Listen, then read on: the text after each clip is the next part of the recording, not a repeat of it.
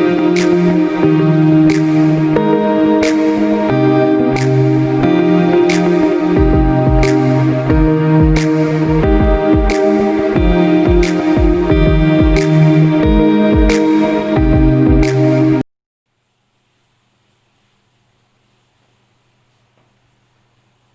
बच्चों, आइए आज मैं क्लास 9th एनसीईआरटी सिलेबस का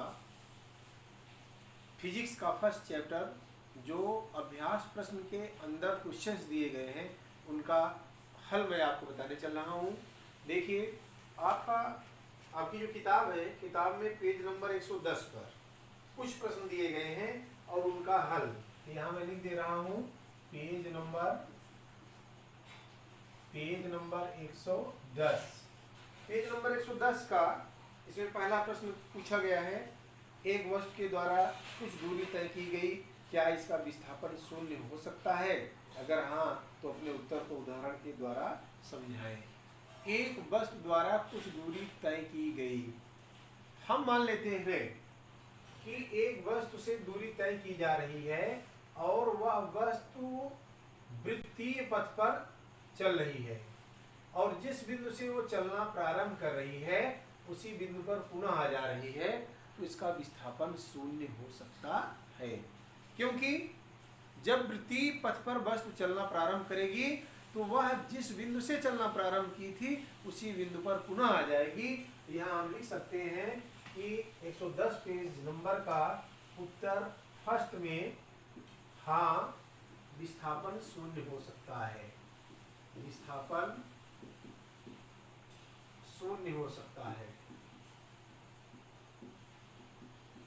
ए पहले प्रश्न का उत्तर है।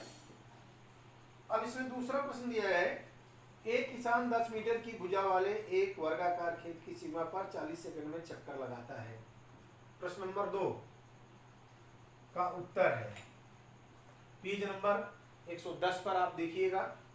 इसमें एक किसान है, 10 मीटर की भुजा, यहाँ पर 10 मीटर की एक भुजा है, ए बी सी डी वर्गाकार है। एक आ रहा है 40 सेकंड में एक चक्कर लगाता है। 40 सेकंड में तय की गई दूरी, ध्यान ये देना है कि 10 मीटर की भुजा है, सारी भुजाएं 10 मीटर की हैं, क्योंकि इसके बाय है माने परिता ही चलेगा किनारे किनारे पर। कुल इसका परिमाप कितना होगा? अतः यहाँ लिखेंगे 10 मीटर वर्गाकार आकृति का परिमाप, आकृति का परिमाप बराबर हो जाए 4 गुणे भुजा, सूत्र होता है, तो परिमाप हो जाएगा 4 गुणे 10 बराबर 40 मीटर। अब क्वेश्चन में कहा जा रहा है कि 40 सेकंड में चक्कर लगाता, यहां लिखेंगे किसके द्वारा? किसान के द्वारा, क्योंकि इसमें किसान है। किसान द्वारा 40 सेकंड में चली गई दूरी बराबर 40 मीटर, क्योंकि जितना परिमाप है। फिर एक आ रहा है कि 2 मिनट 20 सेकंड के बाद किसान के विस्थापन का परिमाण क्या होगा? अब यहां देखिए 2 मिनट 40 सेकंड बराबर 2 गुणे 60, क्योंकि 1 मिनट में 60 सेकंड होते हैं, प्लस 40 बराबर 60 दूनी 120, 160 सेकंड। अब ध्यान देना है कि 160 सेकंड में वह कुल कितनी दूरी चलेगा? 40 सेकंड में 40 मीटर चल रहा है, तो 160 सेकंड में यहाँ सबसे यहाँ चाहे नेम लगा लें हम, देयरफॉर 40 सेकंड में किसान द्वारा चली गई दूरी बराबर 40 मीटर। इसलिए 40 सेकंड में, इसलिए 1 सेकंड में 40/40, इसलिए 160 सेकंड में चली गई दूरी 40/40 गुणे 160 बराबर 40 से कट गया 160 मीटर। 160 सेकंड में किसान 160 मीटर चलेगा। अब यहां पर देखें कि किसान कुल कितना चलेगा। हम मान लेते हैं एक बिंदु से चलना शुरू करता है और ऐसे चलता है, पहले 40, 160 में कुल कितनी दूर पर पहुंचेगा। यहां क्वेश्चन को देखते हुए कि 40 सेकंड में वो कुल दूरी चल रहा है।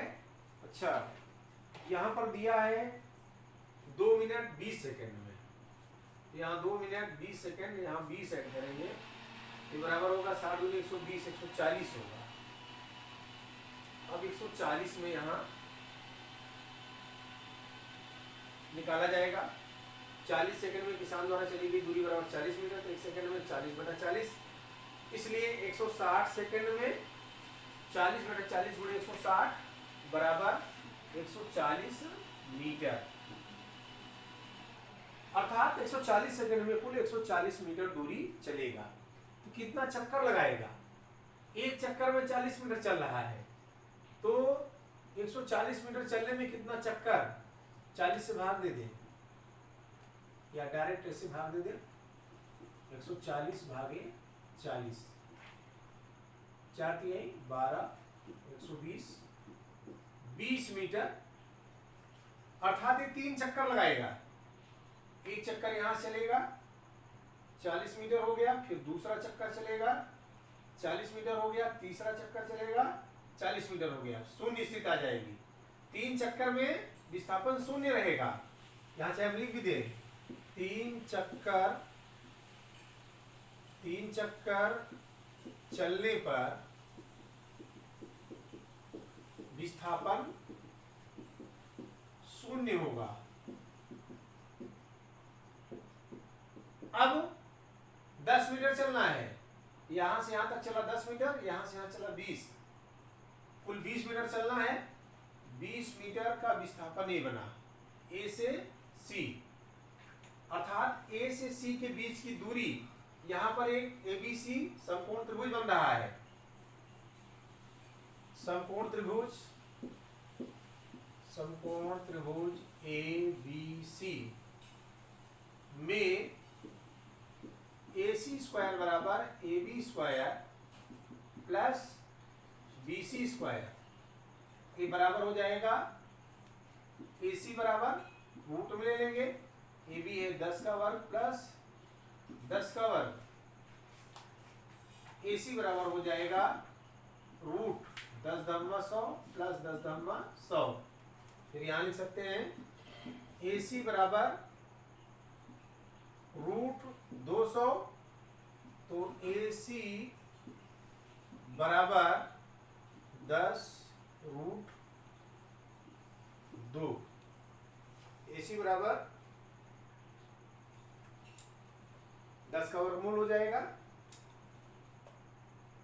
तो इसके द्वारा अच्छा 10 मीटर यहां से यहां तक की दूरी, 10 मीटर यहां से यहां तक की दूरी, 10 का वर्ग प्लस 10 का वर्ग, 10/100, 10/100, 100 जोड़ दिए 200, अर्थात 200 को हम लिख सकते हैं 100 × 2, 100 वर्गमूल 10 √2, अर्थात 10√2 मीटर जो है इसका विस्थापन होगा। ये प्रश्न नंबर 2 का उत्तर होगा। अब इसके बाद प्रश्न नंबर 3 में कह रहा है विस्थापन के लिए निम्न में से कौन सही है, यह शून्य नहीं हो सकता। गलत है, विस्थापन शून्य हो सकता है। पहला इसमें विकल्प गलत है। क्यों गलत है? क्योंकि अगर वृत्तीय पथ पर कोई कण या कोई वस्तु चल रही है तो जहां से चल रहा है वहीं पर पुनः आ जाएगा, इसलिए विस्थापन शून्य हो सकता है। उसके बाद दे रहा है इसका परिमाण वस्तु के द्वारा तय की गई दूरी से अधिक है। इसका परिमाण कभी भी वस्तु द्वारा तय की गई दूरी से अधिक नहीं हो सकता। ये भी गलत है। क्यों गलत है? जैसे यहाँ चित्र में आप देखें, ए से सी तक या 10 मीटर इधर गया, 10 मीटर इधर आया, तो दूरी बराबर हो गई 20, दूरी बराबर 20 मीटर, लेकिन विस्थापन इसका जो हो रहा है 8√2 हो रहा है मीटर, अर्थात कभी भी विस्थापन दूरी से अधिक नहीं हो सकता।